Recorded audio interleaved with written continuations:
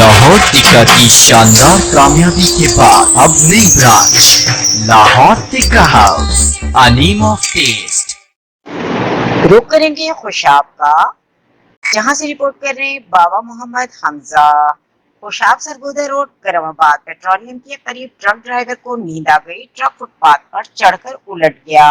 Truck पर सवार एक अफराद जाँ बहक, 3 जख्मी हो गए। तफसीलात के मुताबिक ट्रक मुरीद से इजहार की छतें लोड करके कायदाबाद आ रहा था जब सुबह 5 बजे सरगोदा रोड करमाबाद पेट्रोलियम खुशाब के सामने आया तो ड्राइवर को नींद आ जाने से ट्रक फुटपाथ पर चढ़ गया,